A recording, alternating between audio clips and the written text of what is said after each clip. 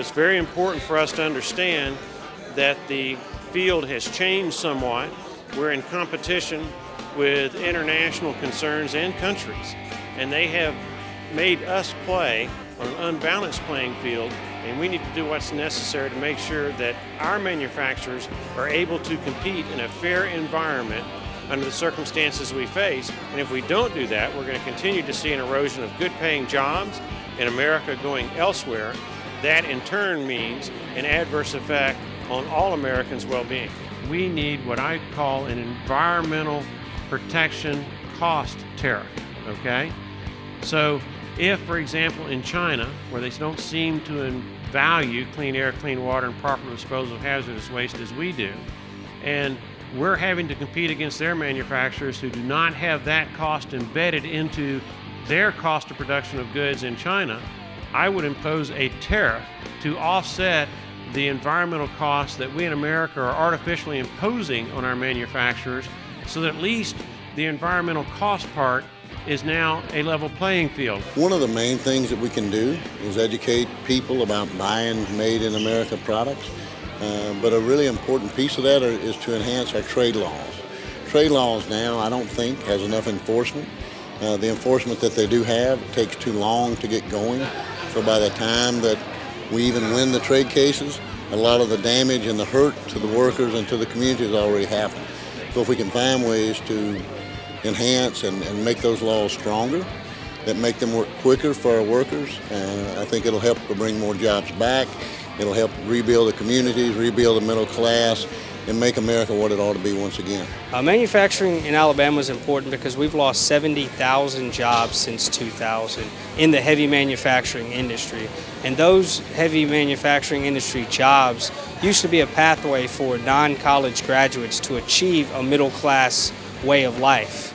And with the loss of those jobs, Alabama's felt the increased burden at finding low-paying, low-wage temporary jobs for those workers. We've worked with different manufacturers in the heavy manufacturing industry, such as Manufacture Alabama, the JobKeeper Alliance, the Governor's Labor Management Conference, as opportunities to bring both management and labor to the table in a friendly, non-combative manner, because too often in Alabama, labor unions are stigmatized.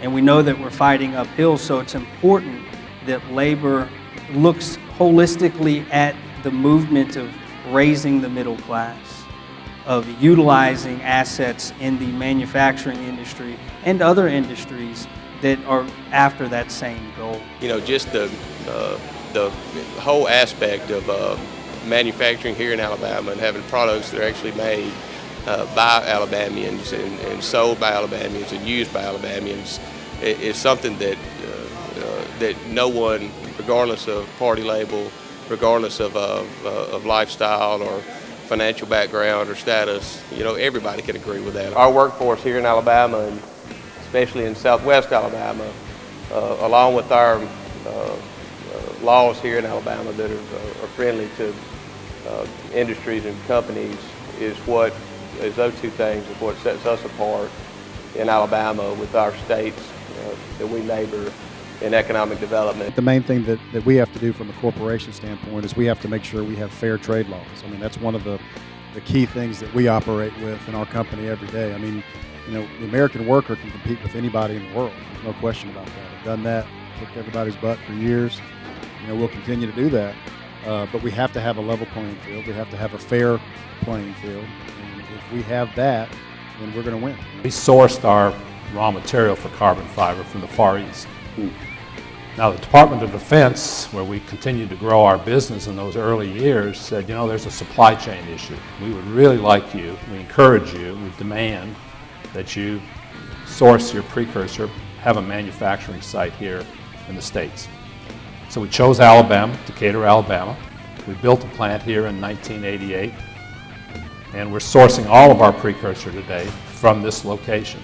By training our employees, choosing and bringing on board the best talented employees, paying them a good wage, getting them involved in the business, we've offset any disadvantage that was potentially there. Manufacturing in America, making it in America, making products in America so that Americans can make it in America should be the theme, right? I mean, at the end of the day, America. If we want to stop outsourcing, if we want to stop hemorrhaging jobs abroad, then we have to promote tax and trade policies that will do that. Level the playing field and give our workers a fighting chance. There's a lot of things that states all over the country are doing, and you see it in the South and you see it in the North. You see Alabama, you see Michigan, you see the West Coast, and you even see it on the East Coast. And the differential is this: if you have a skilled workforce, if you have the right incentives, if you have access to natural resources, to affordable energy costs, and if you have good logistics, you're going to be well positioned as an American manufacturer to compete in this global economy.